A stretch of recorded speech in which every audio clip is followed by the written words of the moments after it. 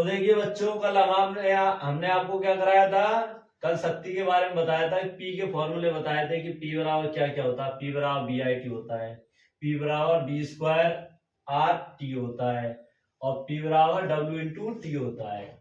तो हमने 3-4 बताए थे तुम्हें पी के फॉर्मूले। तो आज हम आपको बताएंगे कि ऊष्मा उत्पादन संबंधी जूल का नियम, यानी ऊष्मा को उत्पादन करने के लिए जूल ने एक नियम दिया था, वो नियम क्या होता है। ठीक है ना, ऊष्मा संबंधी क्या है, जूल का नियम। उसके लिए सबसे पहले मैं तुमसे कुछ टॉपिक पूछना चाहता हूं कि इसमें ये मुझे बताइए कि मुझे क्वेश्चन बताइए, व्हाट इज रेजिस्टेंस, प्रतिरोध क्या होता है। हिंदी इंग्लिश जिस भी डेफिनेशन बता दो। करंट को रोकने वाला यानी रेजिस्ट करने वाले को भी हम प्रतिरोध कहते हैं, रेजिस्टेंस कहते हैं। The resist of flow of current is called resistance। अच्छा, रेजिस्टेंस को किससे दर्शाते हैं, आर से, पी से, क्यू से? आर से दर्शाते हैं। अच्छा, धारा को किससे दर्शाया जाता है, आई से या क्यू से? विद्युत चालक, सबसे पहले ये समझना चाहिए विद्युत चालक ही क्यों लिखा है। विद्युत चालक इसलिए लिखा है क्योंकि वो ऐसी चीज है जिसमें विद्युत का चालन हो जाता है। ऐसे नहीं लकड़ी ले ली। विद्युत चालन मतलब जैसे लोहे का हो, तांबे का हो, तार होना चाहिए जिसमें विद्युत आराम से, लाइट आराम से चल जाए। तो ऐसा यदि विद्युत चालक में प्रवाहित होने वाली धारा क्या हो, आई हो। धारा करंट होता है, करंट को किससे दर्शाते हैं, आई से। और समय टी सेकंड हो, में चालक में उत्पन्न ऊष्मा क्यू बराबर आई स्क्वायर आर टी होती है, हम जानते हैं।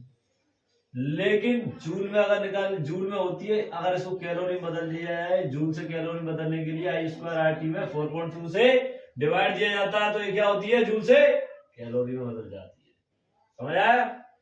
यानी ये तो होता है ये क्यू का फॉर्मूला, ऊष्मा वाले में बताया था ना 3-4 दिन पहले क्लास में। ऊष्मा का फॉर्मूला क्यू बराबर I square R T, B I T, 3-4 फॉर्मूले बताए थे ना। लेकिन वो जूल में थे सब।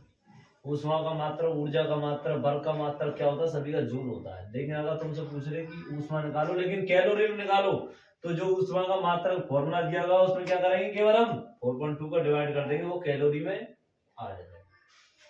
कह रहा इस सूत्र को जूल का ऊष्मीय प्रभाव का नियम ही कहते हैं, इसी सूत्र को कहते हैं। इसको ध्यान रखना, क्यू बराबर आई स्क्वायर आर टी बराबर I square R T upon 4.2 calorie. इसको ही जूल का क्या कहते हैं, ऊष्मीय प्रभाव का नियम कहते हैं।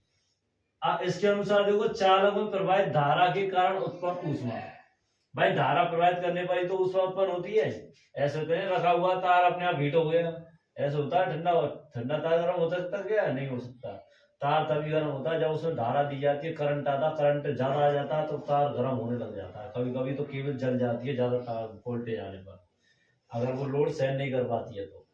हमारा नहीं यार, टीवी फीवी कूलर फुल हो जाते हैं, क्यों होते, ज्यादा वोल्टेज आ जाते हैं, लेकिन डोरी की लोडिंग पावर जो होती है वो कम होती है। कह रहा चालक के प्रतिरोध के अनुक्रमानुपाती होता है, क्या होता है, ऊष्मा।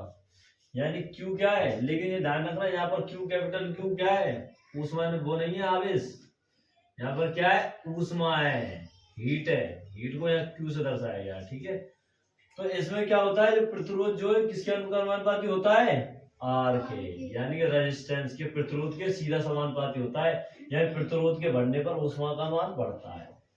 तुम खुद ही लगाओ, ये परिपथ है, एक प्रतिरोध है, एक बार धारा को रोक रहा है, दूसरा और रोक दिया, दूसरा और लगा दिया श्रेणी क्रम प्रतिरोध R1 R2, ये भी धारा को रोक रहा है, ये भी धारा को रोक रहा है।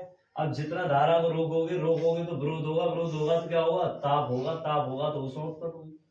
भाई किसी चीज को रोकोगे तो गर्म तो होगा ही वो, यहाँ पे फिर रोक दिया फिर गर्म हो गया तो ऊष्मा तो उत्पन्न होगी।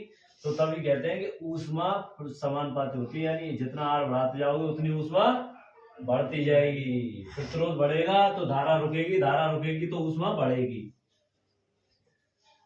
अब दूसरा कह रहा है चालक में प्रवाहित धारा के वर्ग के अनुक्रमानुपाती होती है, अर्थात क्यू आई स्क्वायर के वर्ग के समानुपाती या अनुक्रमानुपाती या प्रोपोर्शनल होती है।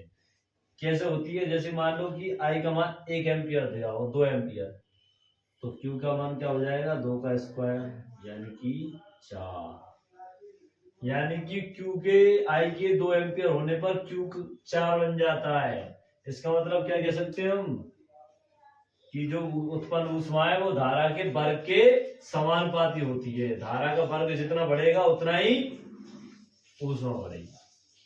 धारा के बढ़ने पर नहीं, धारा के वर्ग के बढ़ने पर ऊष्मा बढ़ती है। जैसे वहां तो सीधा प्रतिरोध के बढ़ने पर ऊष्मा बढ़ रही थी, क्योंकि Q समानुपात R था। समानुपात का मतलब होता है ये चीज बढ़ती है तो वो भी बढ़ती है, ये चीज घटती है तो ये भी घटती है। समझ नहीं आया? यहाँ Q समानुपात R का मतलब ये, अगर ऐसे बढ़ाओगे तो ये बढ़ जाएगा, ऐसे घटाओगे तो ये भी घट जाएगा। यहाँ का मतलब ये कि R स्क्वायर को बढ़ाओगे, I स्क्वायर को, तभी Q बढ़ेगा। यानी कि धारा का स्क्वायर बढ़ा दो तो ऊष्मा भी बढ़ जाएगी, और धारा का स्क्वायर घटा दो तो ऊष्मा भी बढ़ जाएगी। समझ आ गया? कोई टॉपिक क्लियर? पूरा क्लियर? किसी को